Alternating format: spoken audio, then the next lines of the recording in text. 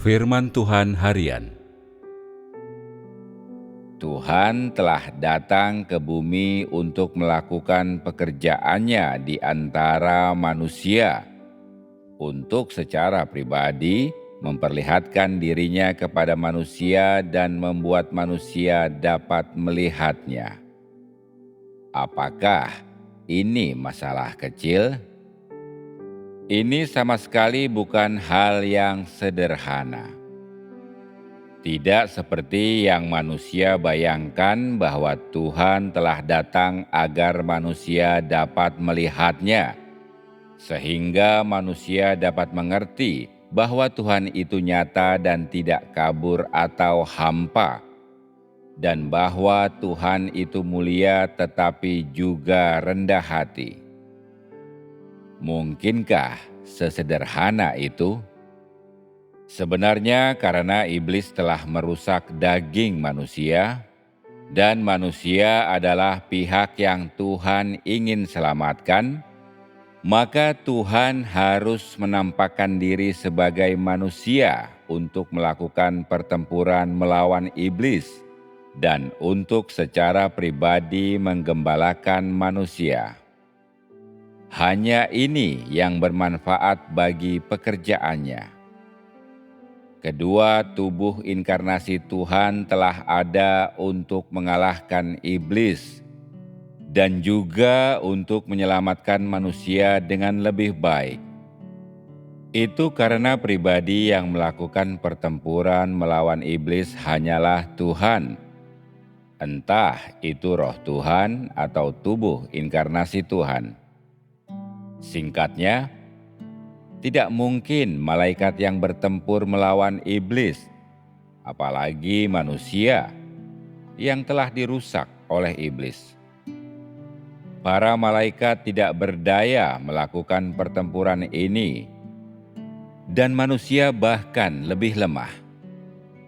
Dengan demikian, jika Tuhan ingin bekerja dalam kehidupan manusia, jika Dia ingin secara pribadi datang ke bumi untuk menyelamatkan manusia, maka Dia harus secara pribadi menjadi manusia. Artinya, Dia harus secara pribadi mengenakan daging, dan dengan identitas yang melekat pada dirinya dan pekerjaan yang harus Dia lakukan, Dia datang di antara manusia dan secara pribadi menyelamatkan manusia.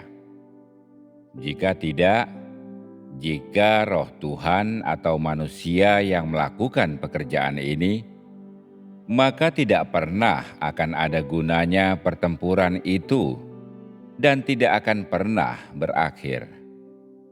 Hanya ketika Tuhan menjadi manusia untuk secara pribadi berperang melawan iblis di antara manusia, maka manusia memiliki kesempatan untuk diselamatkan.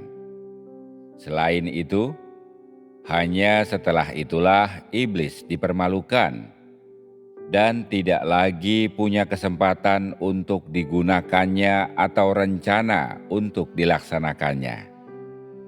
Pekerjaan yang dilakukan oleh Tuhan yang berinkarnasi tidak dapat dicapai oleh roh Tuhan, dan akan lebih mustahil bagi manusia daging untuk melakukannya atas nama Tuhan, karena pekerjaan yang Dia lakukan adalah demi kehidupan manusia dan untuk mengubah watak manusia yang rusak.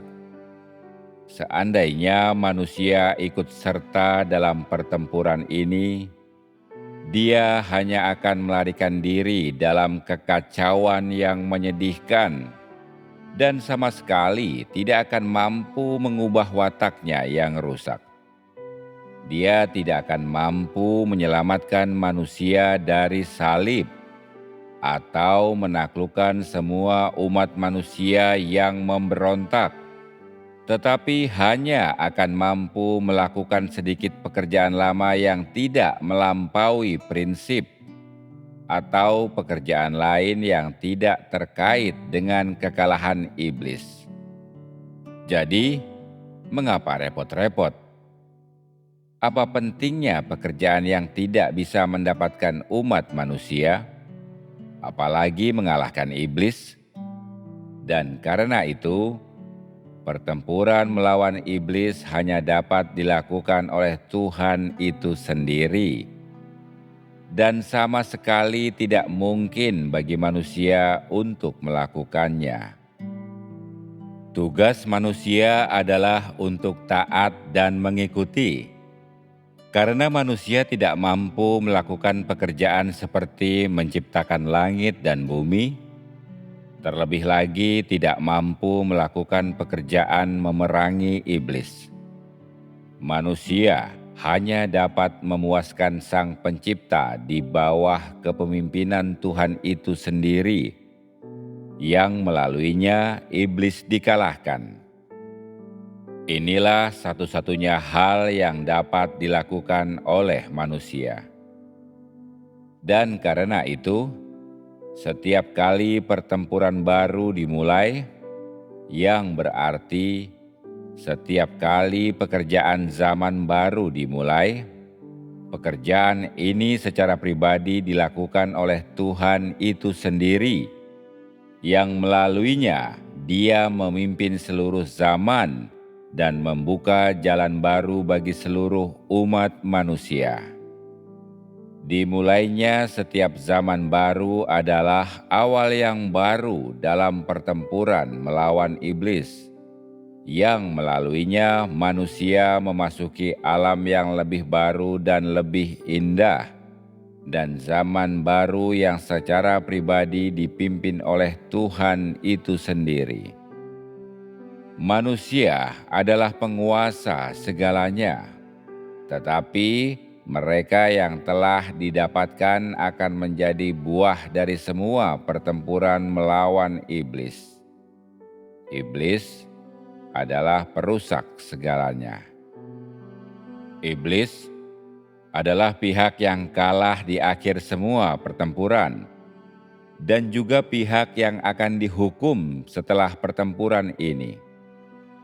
Di antara Tuhan, manusia, dan iblis, hanya iblislah yang akan dibenci dan ditolak. Sementara itu, mereka yang didapatkan oleh iblis tetapi tidak didapatkan kembali oleh Tuhan, menjadi orang-orang yang akan menerima hukuman atas nama iblis. Dari ketiganya, hanya Tuhan yang harus disembah oleh semua makhluk.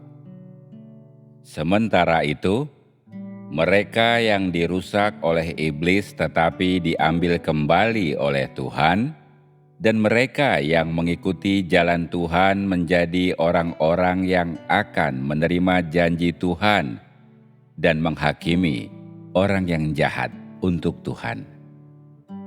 Tuhan pasti akan menang dan iblis pasti akan dikalahkan.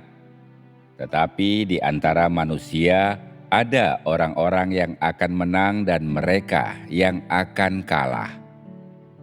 Mereka yang menang akan menjadi para pemenang, dan mereka yang kalah akan menjadi pihak yang kalah. Ini adalah klasifikasi masing-masing menurut jenisnya. Ini adalah hasil akhir dari semua pekerjaan Tuhan. Ini juga adalah tujuan dari semua pekerjaan Tuhan, dan ini tidak akan pernah berubah. Inti dari pekerjaan utama rencana pengelolaan Tuhan terfokus pada penyelamatan manusia, dan Tuhan menjadi manusia terutama demi inti ini, demi pekerjaan ini, dan untuk mengalahkan iblis. Pertama kalinya Tuhan menjadi manusia juga untuk mengalahkan iblis.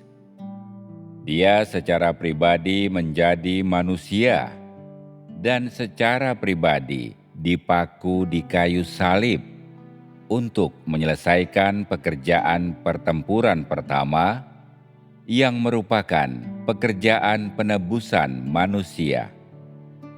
Demikian juga, tahap pekerjaan ini juga secara pribadi dilakukan oleh Tuhan yang telah menjadi manusia untuk melakukan pekerjaannya di antara manusia, untuk secara pribadi mengucapkan firman-Nya dan mengizinkan manusia untuk melihatnya. Tentu saja, tidak dapat dihindarkan bahwa Dia juga melakukan beberapa pekerjaan lain pada masa itu. Tetapi alasan utama Dia melakukan pekerjaannya secara pribadi adalah untuk mengalahkan iblis, untuk menaklukkan seluruh umat manusia, dan untuk mendapatkan orang-orang ini. Jadi, pekerjaan inkarnasi Tuhan tidaklah sederhana. Jika tujuannya hanya untuk menunjukkan kepada manusia bahwa Tuhan itu rendah hati dan tersembunyi, dan bahwa Tuhan itu nyata, jika hanya demi melakukan pekerjaan ini, maka tidak perlu menjadi manusia. Bahkan seandainya Tuhan tidak menjadi manusia, Dia dapat mengungkapkan kerendahan dan ketersembunyiannya, kebesaran dan kekudusannya kepada manusia secara langsung, tetapi hal seperti ini tidak ada hubungannya dengan pekerjaan mengelola umat manusia. Semua itu tidak mampu menyelamatkan manusia atau menyempurnakannya, apalagi mengalahkan iblis. Jika kekalahan iblis hanya melibatkan roh yang melakukan peperangan melawan roh, maka pekerjaan seperti ini akan memiliki nilai praktis yang jauh lebih kecil. Pekerjaan ini tidak akan mampu mendapatkan manusia dan akan menghancurkan nasib dan prospek manusia. Karena itu, pekerjaan Tuhan saat ini sangat penting. Bukan hanya agar manusia dapat melihatnya, atau agar mata manusia dapat dibuka, atau untuk memberinya sedikit perasaan tergerak dan terdorong. Pekerjaan seperti itu tidak ada artinya jika engkau hanya dapat berbicara tentang pengetahuan seperti ini, maka itu membuktikan bahwa engkau tidak tahu arti sebenarnya dari inkarnasi Tuhan.